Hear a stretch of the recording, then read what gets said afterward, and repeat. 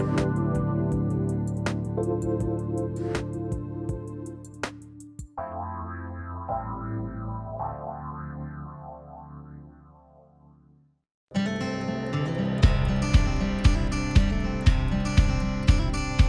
a world that can be challenging, and at times unpredictable, it's hard to find moments to focus on what you need. Join Stephanie James on The Spark as she guides you to use your inner flame to ignite your best life. As a best-selling author, psychotherapist, transformational life coach, and international show host, Stephanie is dedicated to helping you create a life that takes you, your goals, and your passions to the next level, so you can live a life that is fully lit up and fully alive. She believes that your life is meant to be a beautiful expression of the things that light you up. That by living your dreams, you give permission to others to do the same. Are you ready to feel alive and inspired to fuel your dreams and put a fire behind your desires? Let's ignite a spark in one another that will illuminate the world. The Spark, with your host Stephanie James, starts now.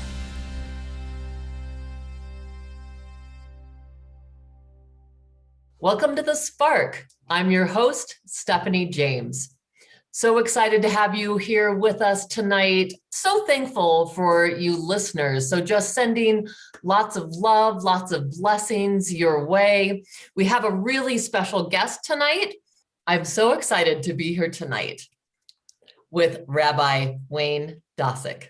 And we're going to be discussing his book, this amazing book, Radical Loving. One God, one world, one people. Welcome to the show, Rabbi. So grateful to have you here. Well, thank you for inviting me. It's great to be here. Well, let's dive in and talk about this book.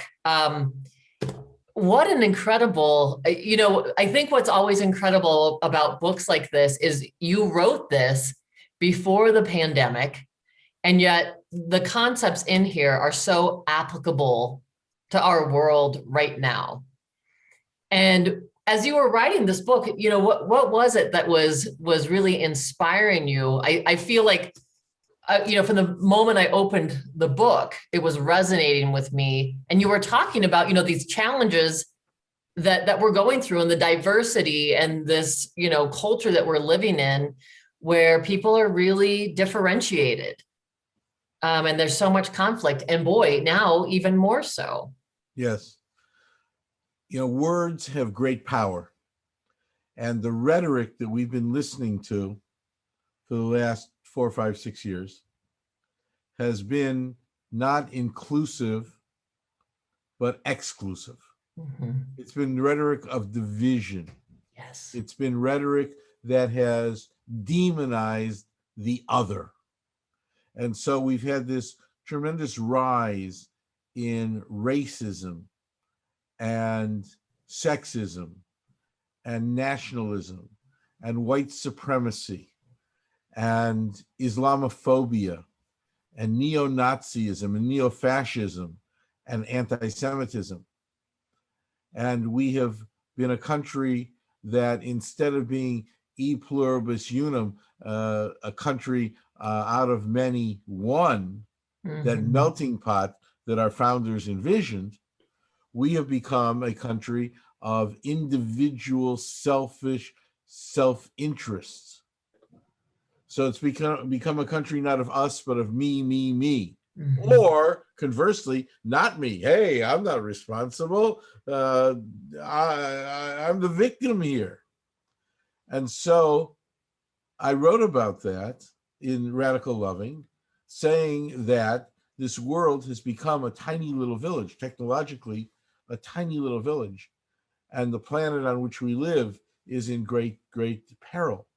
And so we either have to learn to live together again, lest we perish together. And so I wrote this as an aspirational book saying, hey, let's take a look at what's going on in this world and let's do something about it before it's too late. And then came the pandemic. And so I wrote an afterword to the book.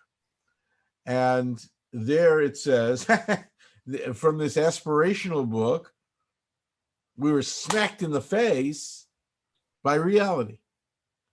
And just for example, one reality says We have to reopen because I need to make money to feed my family. And the converse is we need to reopen because I have to go to the beach and go to the bar dancing tonight. Mm. We have to reopen because I'm tired of taking care of my kids at home all the time. And I'm not a teacher to know how to do Zoom, as opposed to we need to get our children the very best education possible. So it's exactly what we were talking about in the book. It's selfish self-interest versus the highest good, the common good, the greatest good. And that's the choice we have right before us right now. I don't want to wear a mask because my individual rights, my freedom is at stake. Of course I'll wear a mask because science tells us that's for the highest good, the common good, because the disease won't spread. Choice. Mm-hmm. Well, and what an interesting time. You know, the pandemic, I feel like, has invited us all inward. And we had this opportunity where we were virtually locked in at times, where, you know, it became that, like, we actually did have that choice. We could do the inner work. We could, some people be with themselves for the first time. Yeah. Or we could choose to continue to distract ourselves. Well, you know, I in this book, Radical Loving, God talks to us. God talks to us. And somebody said to me, what chutzpah you have, what nerve, what boldness you have, thinking that God talks to you. Well, you know, God talks to each and every one of us all the time. You don't have to be a biblical prophet. You don't have to be Isaiah or Ezekiel or Jeremiah, Moses or Abraham or Jesus or Muhammad for God to talk to you. The reality is, you know, people always say, well, I pray. Okay, I pray, or I meditate. Okay, I meditate. But it has two parts. We know the first part. The first part is I talk to God and God listens. But there's a second part, which is God talks to me and I have to listen. So God talks to us all the time, either in words or in visions or in daydreams or night dreams. And God tells us what is good or what is not in our lives, what we should continue to do or what we should stop doing, the consequences one way or the other of what we do or don't do. And so in many, many ways, this book is prophetic, but I wouldn't call myself a prophet.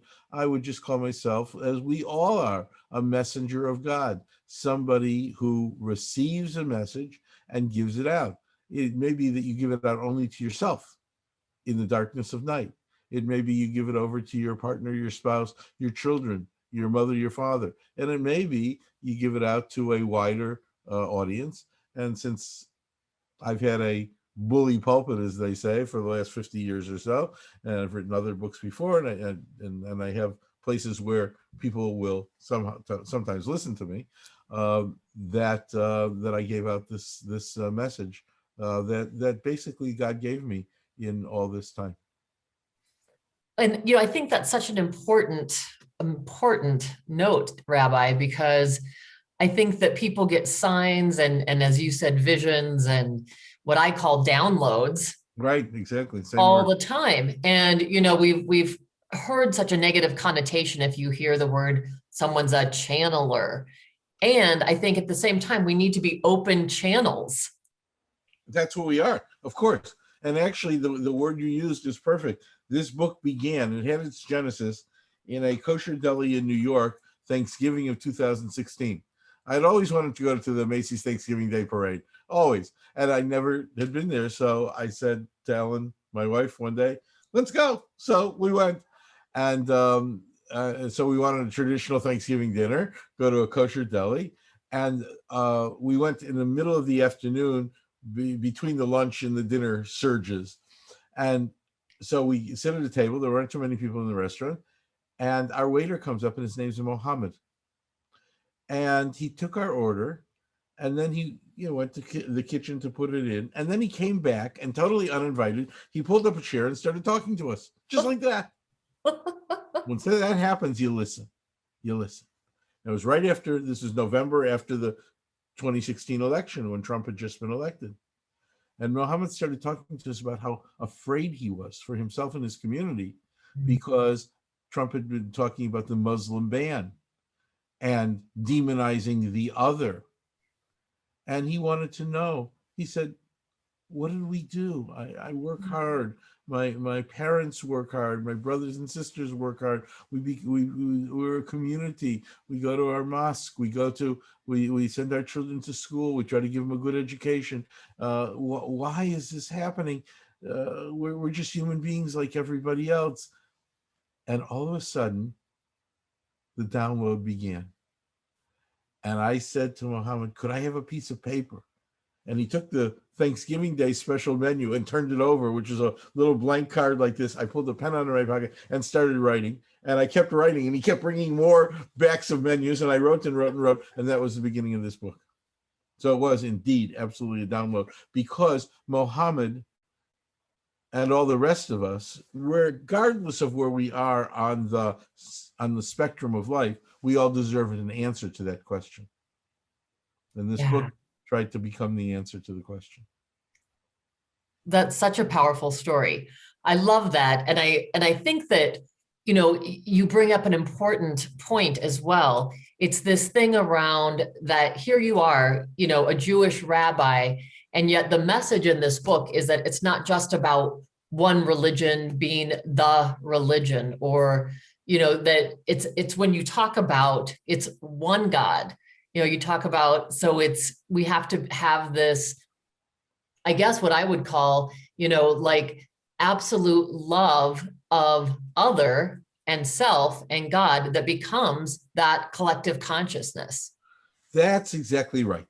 And thank you for reading so carefully. I appreciate it. The reality is that the theme song of this world right now has become, my God's better than your God, and my scripture's better, and my principles and values are better, and my religion is better, and my culture is better, and my country is better, and God blesses me and loves me more than God blesses you and loves you because I'm better than you are. That seems to be the theme of the world. Of course, that's absolutely impossible, because there is one God who's the creator of us all. Now, we call God by many different names, and we approach God in many different ways. Just like in a family, the male parent may be called dad or pops or father, the mother, mommy, mama, mother, same person, same God, regardless of what we call that God, regardless of how we approach that God, because we all build different pathways, which are beautiful, because oneness does not mean sameness. But there's one God who loves us all, who created us all, who does not play favorites, who says to us, I created you equally. You are all my children, and I love all my children. And I hope you will love me, and I hope you will learn to love each other. So create whatever name you want for me, create whatever pathway you want toward me. When I taught for 17 years at the University of San Diego, which is a local private Catholic diocesan university. And one of my closest friends and dearest friends in the whole world is a Jesuit priest. I preached from the pulpit of the Immaculata, standing next to a statue of Jesus. That's a long way to come from the kid on the south side of Chicago who was beaten up by the Catholic kids because they had learned from their priests and nuns that I, Wayne Dosick, had personally killed their Lord. Right? That happened. Wow.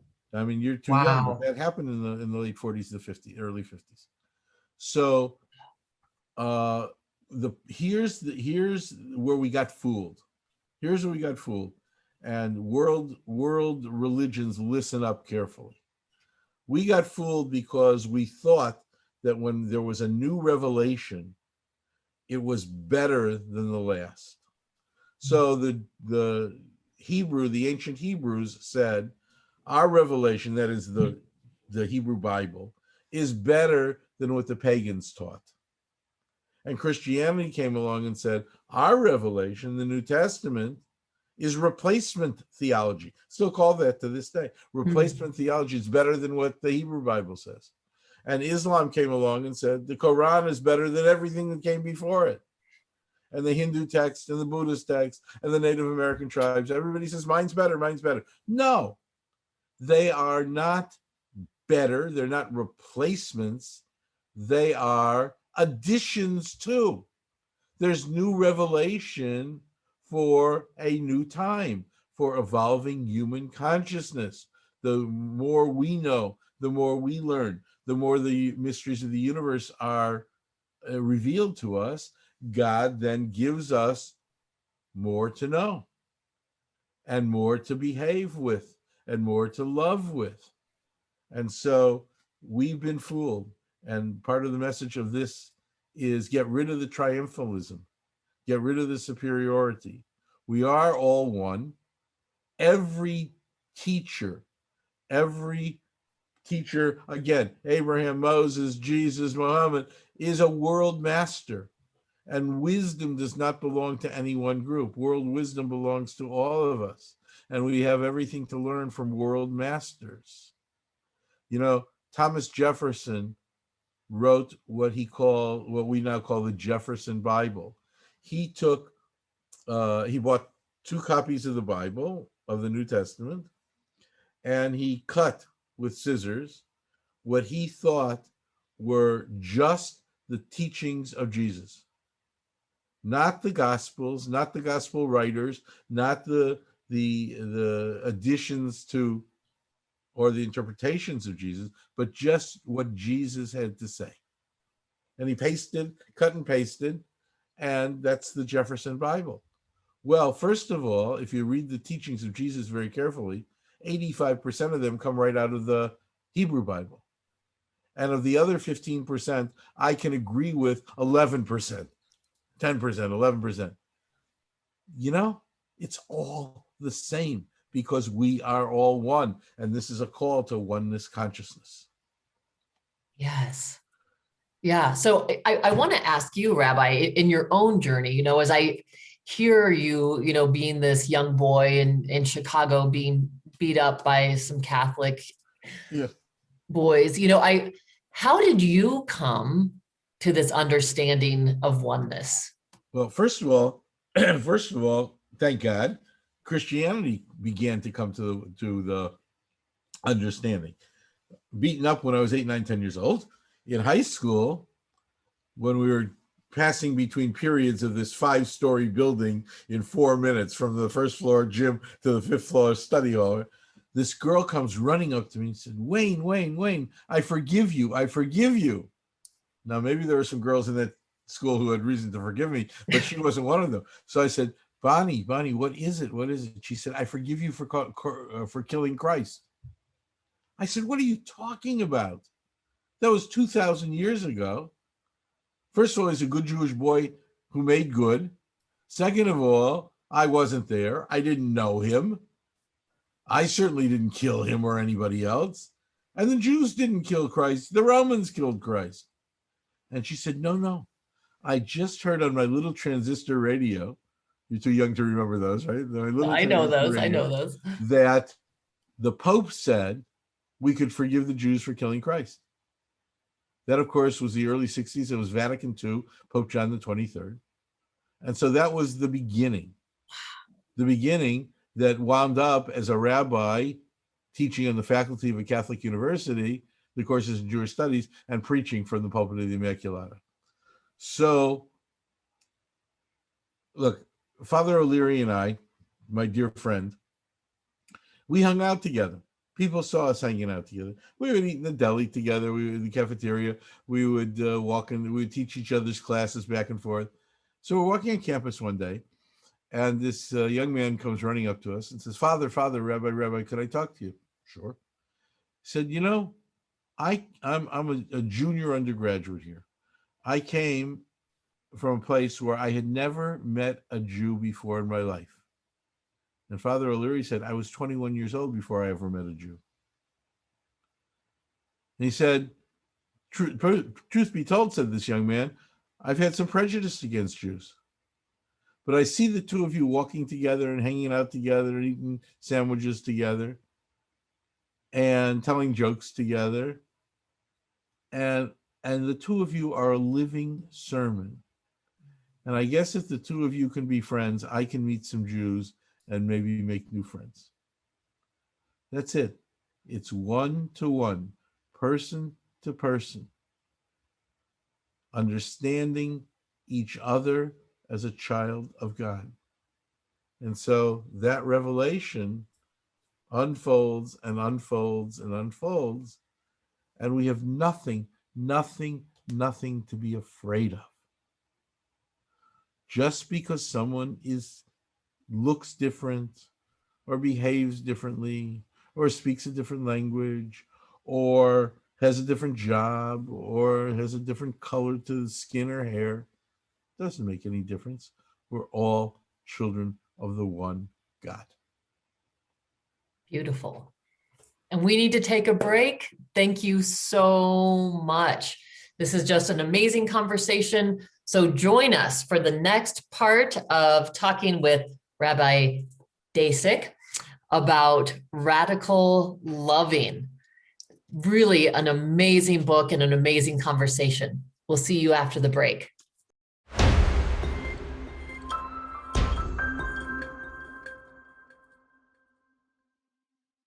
Welcome back to The Spark. I'm your host, Stephanie James, and I'm here with Dr. Wayne Dosick.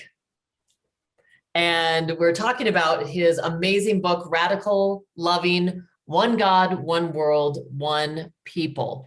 Such an important book for our times.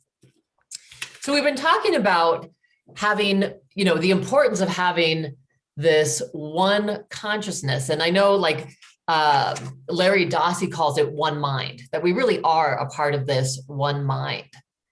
So the question for me becomes, how do we access this? If we really are in this world of divisiveness where it's us and them, how do you see us coming together? What does that look like? One of the issues is how do we define radical loving? That's the name of the book. Yeah. Radical loving. And there are many ways. Well, one is what we've been talking about, is the reality of knowing that there is one God who loves us and who loves us with greatest love, with eternal love. And another way is that to know that God is reflected in the face of every human being. So if you look in the mirror, Stephanie, you see Stephanie and you see God. And if I look in the mirror, I see Rabbi Wayne and I see God. And therefore, if I look in your face or you look in mine, we see God. Which means that God is in each and every human being, and God, in the face of God, is reflected in each and every human being. And if you remember that, the only possible response to seeing the face of God is love. So that means when the teller in the bank is taking forever and you're steaming in the back of the line, or you go into the convenience store and the teenage clerk can't make change for a dollar bill without using a calculator, or somebody cuts you off in traffic, you say, that's a child of God. And you can't get angry because you can only react with love. And you could say, well, maybe that person is having a bad day just like I've had bad days. But regardless of the ability or not, that person is a child of God.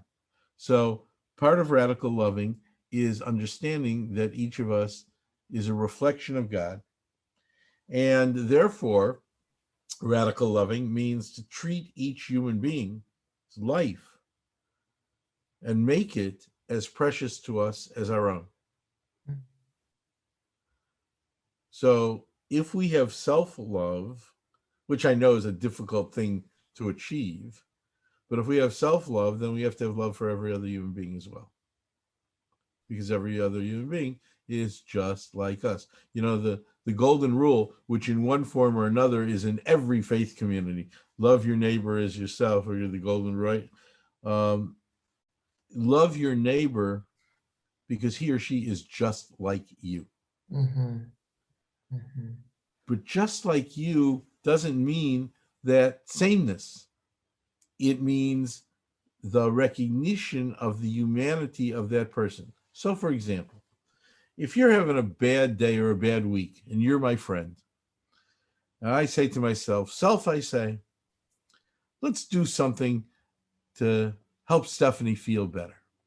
Now, if I were unhappy or depressed or frightened the way she is, what would make me feel happy? Well, tickets to a baseball game. So I'll get tickets to the Padre game, or in my youth, the Cubs or the White Sox. And I'll take Stephanie to a baseball game. I'll get her a hot dog. I'll get her a beer, a bag of peanuts. We'll have a great time. She'll feel much better. But I didn't take into account what Stephanie wants. Right.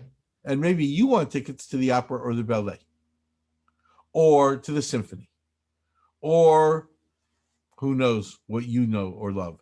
If I love you, I should know what you know or love.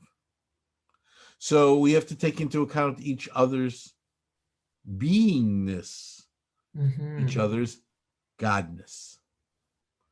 So the late and great Rabbi David Cooper called it godding. So it's an active word. It's not just a and it means also that we have to create sacred community, not just to individuals, but to everyone. So I'll give you an example. When my kids were little, we tried to emulate market. He would buy 2 bunches of vegetables or 2 pieces of meat, because he would take one for himself and give one to the hungry in his neighborhood. Nice, right? So we did that. We said, okay, when we go to the grocery store, we'll buy 1 extra item of perishable food, non-perishable food. A can of tuna fish, a box of mac and cheese, a box of cereal, a jar of peanut butter.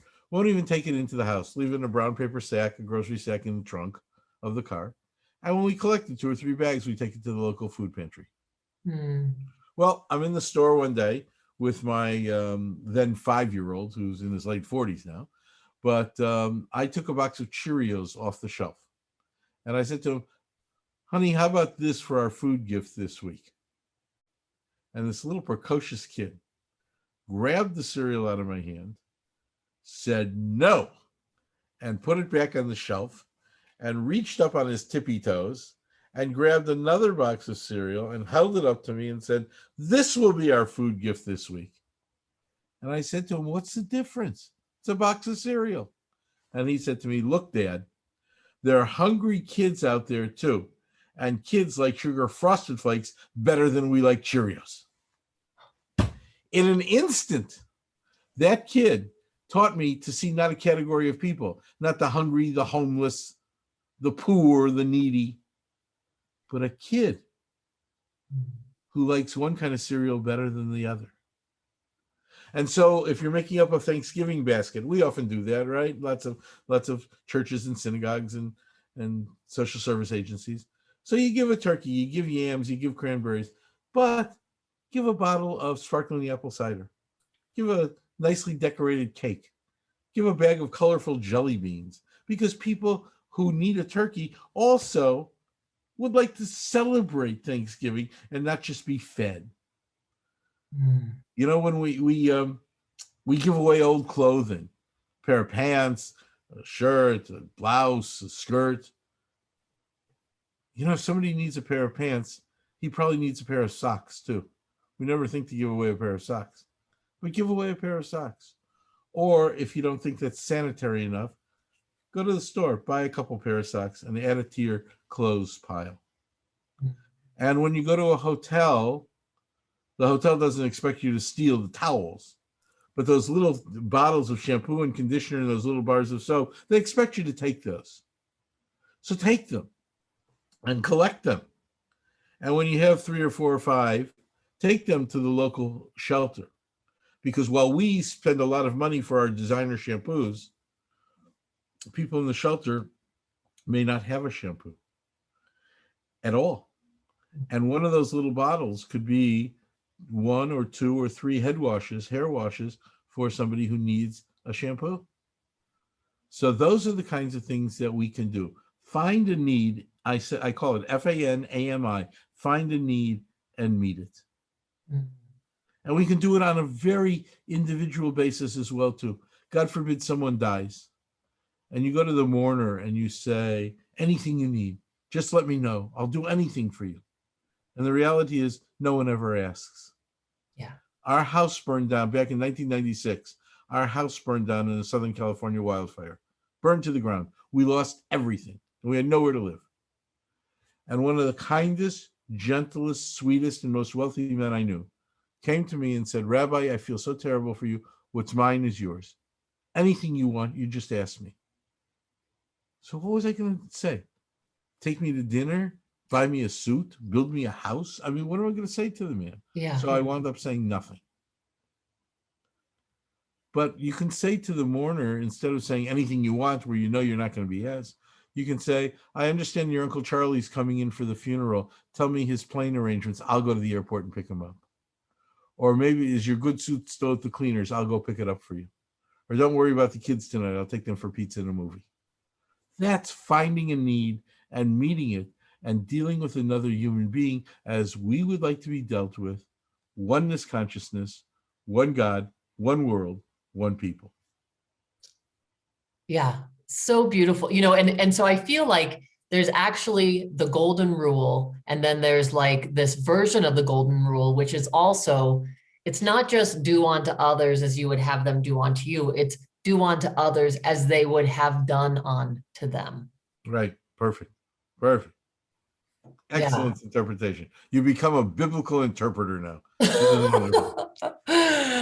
But, you know, I just feel like, you know, I mean, what beautiful examples, how to tune into people and what their actual needs are. And I feel like that's something that people struggle with, you know, when someone has lost someone in particularly, or like in your example of the fire, people don't know how to help. Right. So to say, you know, yeah, you might say, how can I help you? And the person doesn't even know. Right. They're overwhelmed. And for some people, it's very hard to take. I mean, Ellen and I have been in the helping professions all our lives. And all of a sudden, we were in need of help. And we knew how to help others. We didn't know how to ask for help for ourselves. It's very interesting. Yeah. You know, God and the universe give us lots of opportunities to grow and stretch. And so here it is, what you are teaching, you also got to experience and learn at a deeper level. Right. Yeah. So let's talk a little bit about, you know, this balance between individual rights and freedoms and the common good that you talk about in the book. So what is the highest good? The highest good is each and every person striving for the unity of the community. The only way to get together is to get it together, right? My Rebbe taught me that. My teacher taught me that. So the highest good, the common good, is the best for everyone to get collectively. We all need individual rights. We all need individual freedoms, and yet we need to create the collective whole. So, for example, when I was a kid, the highlight of my childhood was the year 1959 when the Chicago White Sox won the American League pennant. And in those days, we were a front porch community. We didn't know it except in retrospect, but now we know it. So I remember one weekend, a 4-game series against the dreaded Yankees, where everybody in the neighborhood, everybody on my block, was sitting on the front, literally the front porch, again, all with our little transistor radios. And every time something good happened, you could hear the cheer go out through the entire neighborhood. The entire neighborhood. Now, that was good until the night the White Sox won the pennant. And Mayor Daley, the late Mayor Daley, the first Mayor Daley, remember, he was the one who told us to vote early, vote often. And he was teasing, but it's come to be, and it's horrible now. But nevertheless, he was so happy that he had the air raid siren turned on. Now, my grandmother, she should rest in peace, knew nothing about baseball, and she was an immigrant from communist Soviet Russia. Wow. She thought the Russians were coming. She thought it was an air raid signal. No. So it was a little too much for the community at that moment. But that was the community. We knew all the players because they weren't getting these humongous salaries, and they stayed in the community during the winter. And they went to the Cub Scouts and the Girl Scouts and the churches and the synagogues and gave talks and shook hands and gave autographs. And this one worked at an insurance company, and this one worked at a car lot.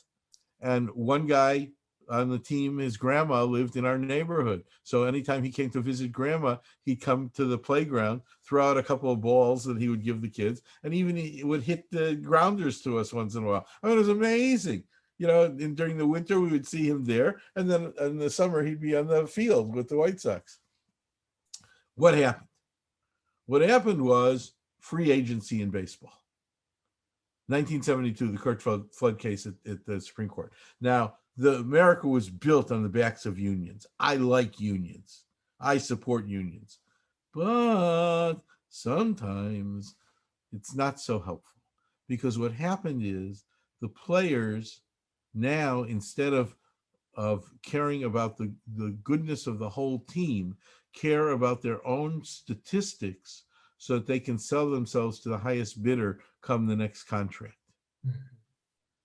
So again, it's individual rights versus the collective. Now that's just in baseball, and it's a game, I understand. But then it comes to the game of life. And so you have this Second Amendment to the United States Constitution, 1791. 1791.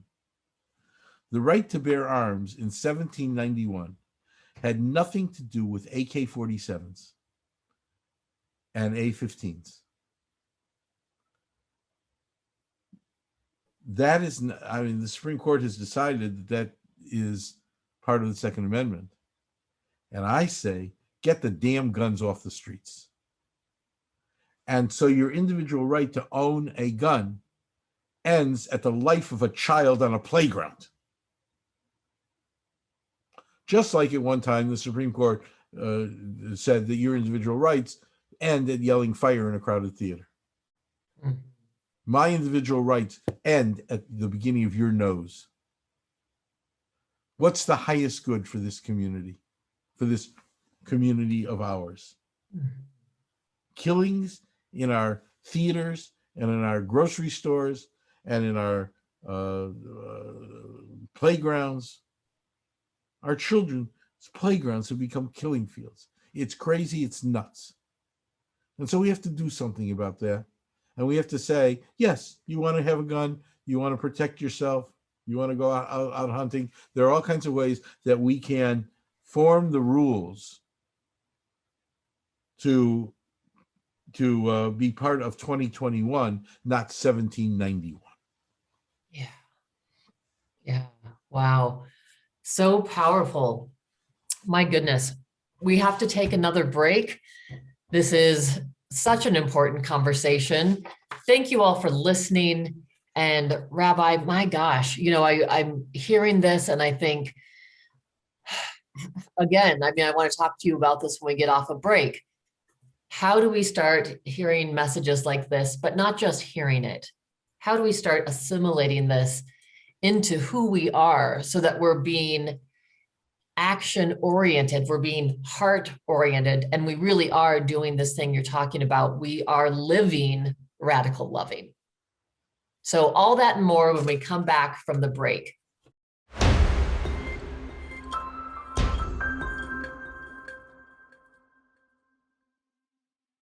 So we're back. This is Stephanie James, and I'm back with Rabbi Wayne Dosick. And I am actually, I've just been so moved in this conversation, and I'm just so thankful for you listeners being here with us. Would love to hear any of your thoughts. Please feel free to contact me at stephaniejames.world, and we can continue the conversation. Rabbi, let's talk about we just before break, we're talking about how can we start, taking some of these ideas and implement them in our own lives? How can we start integrating this? And I know, there are people that will hear this that will just, their hearts might be so shut down, or their minds have been so infiltrated with what they deem to be certain truths that they're not really hearing this. How do we start that opening, and how do we start implementing these ideas? It's really so easy. It really is. So make sure that you recycle the plastic water bottle that you use. Make sure that you recycle the toner cartridge that you take out of your printer. Because the planet on which we live is in incredible peril right now.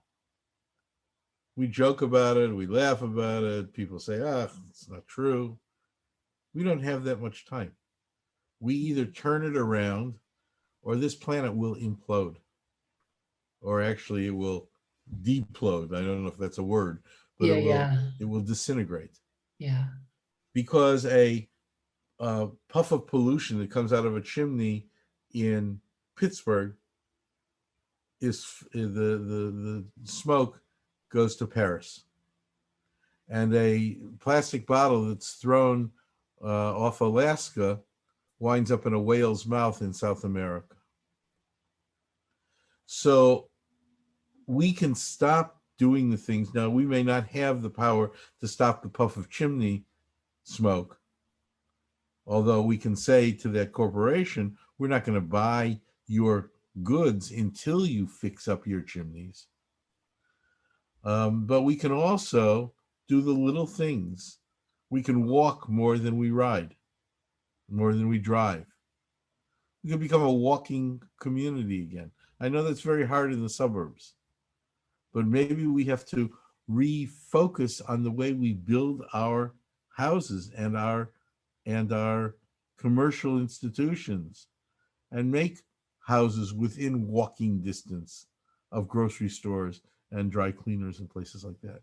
And we certainly can, as I said, not throw that plastic bottle into the ocean, and not throw that toner cartridge into the garbage, where that plastic is going to take 1,000 years to disintegrate in a landfill, as opposed to our local office store says, bring us your used cartridges, and they take them and they recycle them, and they use the plastic for other things. I just saw last night on television, people who are growing, I don't even know what to call it, but pods of various kinds of foods that can feed us, vegetation foods that can feed us. And so we won't have to use as much grassland to feed the animals. There are all kinds of possibilities that we can do, both as individuals, as a community, and as a world, to save the world in which we live. So go outside and look at this beauty, this absolute beauty, and reframe it in your mind. To say, let's say you're taking a walk with your child or your grandchild, and your kid says to you, hey mom, hey dad, hey papa, hey grandma, look at that tree over there. Boy, is that a big tree. And you can say, yeah, it is. And what a gift God gave us. And instead of remembering your 5th grade lesson on trees, it's third grade these days, that I can tell you because of the bark and the shape of the leaves that must be an oak tree, you can say, what a great gift God has given us. Look at that tree. First of all, it's beautiful, like you just said, my baby. And it has a sturdy trunk. If you're tired, you can rest against the trunk. And it has leaves to shade us if we're hot and tired. And it has fruit that can feed us or quench our thirst. Bless you, tree. Thank you, God.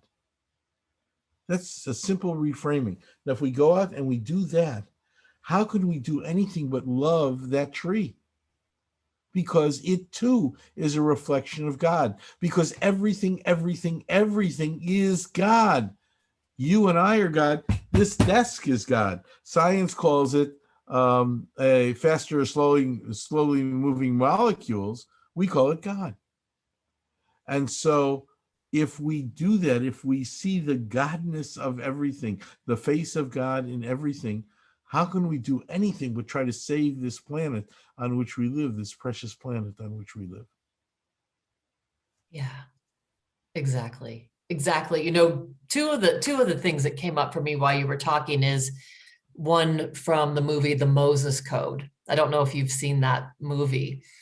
It, at one point, one of the people on the film, it's a documentary, says that he took the phrase from the Bible, I am that I am, and put a comma after I am that, pause, I am, and used that as he would walk around town. And he said, whether it was a homeless person or a millionaire, a woman, you know, a Black person, whatever it was, you know, whoever showed up in his path, he would look at that person and say, I am that I am. That's brilliant. And so to have that connectedness, you know, and I think that's one of the ways that we can start training our brain, start training our heart as we start, you know, and we could do it at the scientific level with, you know, whenever we're in contact. And even right now, even though we're on Zoom, they say anytime that our attention is focused like this, like you and I are actually exchanging subatomic particles with each other. Right. So in actuality, we are becoming one another. Exactly. And therefore, one of the things that I talk about in Radical Loving is appreciating your lineage and your legacy. So I've made a list for myself of all my teachers in the broadest sense of the word, going all the way back to my biblical teachers, Abraham and Moses, and the people from whom I've learned from antiquity, whose books I've read, and the teachers of my tradition, and my own teachers, and my family, and my closest friends, and my cherished cabinet of advisors and mentors. I just went to the 90th birthday party of one of my teachers and mentors. And some of my students from whom I have learned so much. I read that list every day. It's in this little booklet I've made up for myself. It's in this list every day. And I give thanks because I'm part of that lineage and legacy, stretching all the way back to the very first people on this earth and stretching, I hope, forward. So on one hand, I'm in gratitude. And on the second hand, I'm in great humility because I know that my little tiny part of this world has to be part of that chain so that it doesn't end in me. Therefore, I recycle. And I write books like this, and I talk to wonderful people like you, and I try to make my contribution in the way I can, and each of us is unique, and each of us makes in his or her own way a contribution to the ongoing process of a world of peace and harmony and decency and dignity and justice and righteousness and compassion and love. Yeah. Yes. You know, it reminds me of the metaphor of that, if like I would call it the spark. So that's the essence within us, which I call like the God spark that's within each of Right. us. And so that God within all of us, like each one of us are drops of water in this collective ocean Right. that is us, that is God. Right. And so, I mean, so there is no separation. And then the importance, though, of each one of us, we can't take all the drops of water. If we all take the separate drops of water out of the ocean, it evaporates. There's Right. nothing left. And so each of our individual contributions matter. And so doing our own healing work, like you were saying in the beginning of our interview, loving ourselves, not in the selfish pursuit of loving ourselves and being self-centered, but truly, I think, nurturing that relationship with self and God within, then we are able to be like the pebble in the pond and those concentric circles of love and healing that we've now put within us, we can give to others more fully. Right. And it's exactly like, I know it's a hackneyed story already, but it's like the little boy who goes to the seashore and sees starfish on the sand, and he picks up the starfish and he throws them back into the ocean. And somebody says to him, "What are you doing there? Thousands and thousands of starfish that have washed up on the sand. You can't possibly throw them all back in." And he said, "No, I know that. I understand that. But it makes a difference to this one starfish." Love that. Love that. Yeah. Yeah. So, I think that, one of the things that people talk to me about is, feeling overwhelmed with how to make this change, that people do get very, there's so much fear mongering in our media and things can look really dismal. And yes, as you were saying, there is a call to the urgency of this because this is dire, this is important. How do we move out of that framework of, well, how do I matter? Or what does my contribution matter? Or the world's kind of doomed anyway. What would you say to that? There's this great story of, I don't have the quote exactly, but it's from Robert Jastrow, who was the director of NASA, a physicist who was director of our space administration. And he said something like, the scientists have been climbing up the mountain for all this time, trying to reach the top of the mountain scientifically.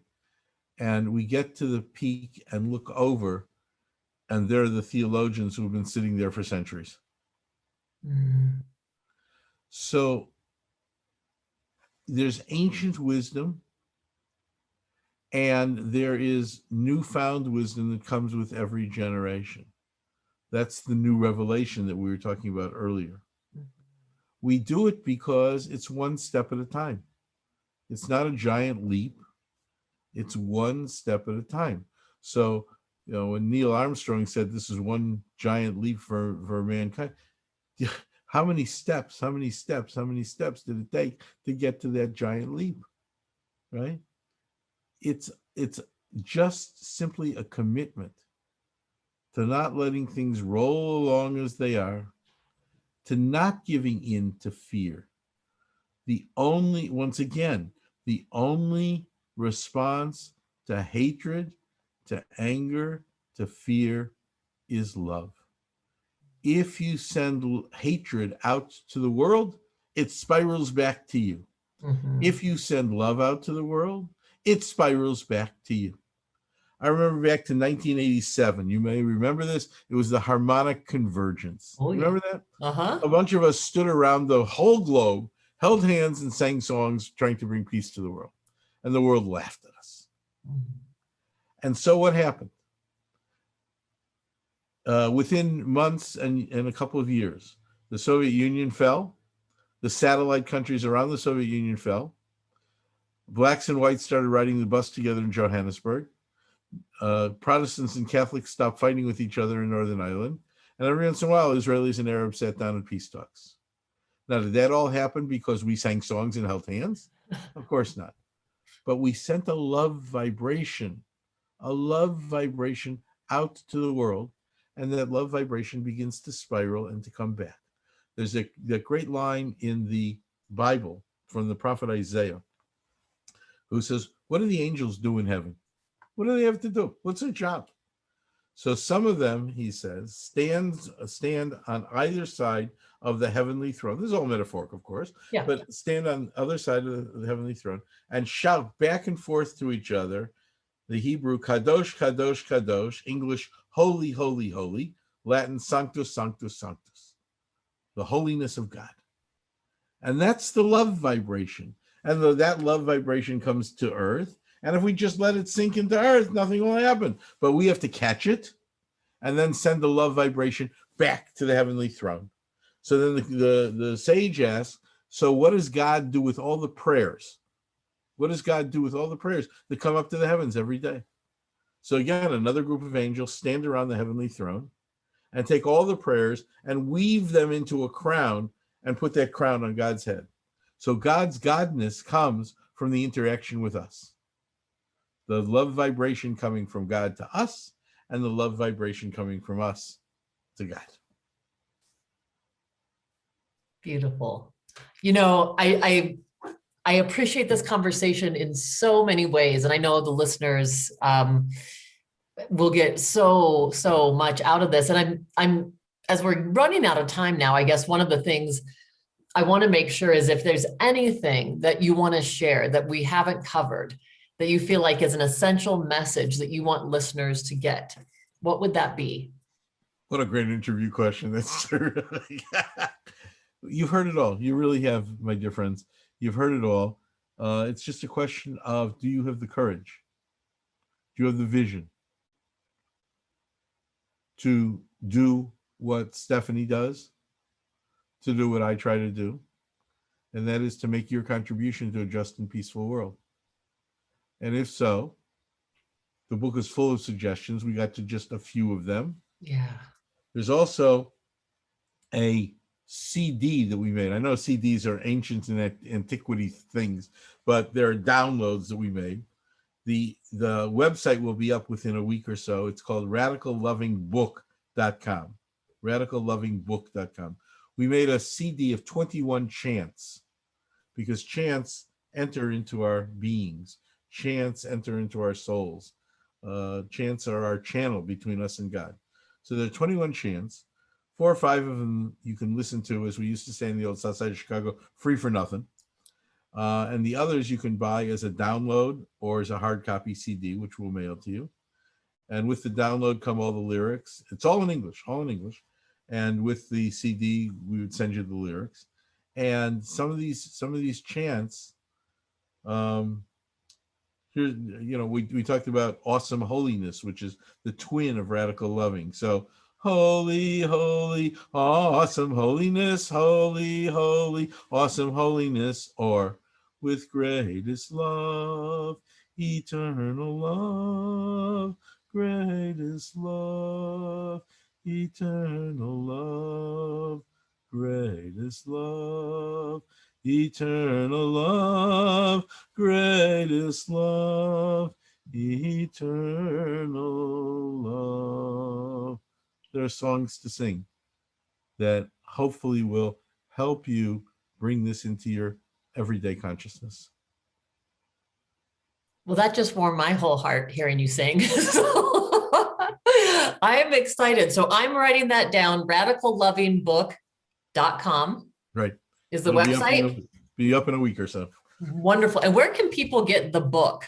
The book is on all the online booksellers: Amazon, Barnes and Noble, Bookshop.com, all the online booksellers. A number of bookstores have it. If not, they can order it for you. And if you're in the Southern California area, give me a call. Come to the house. Buy a book.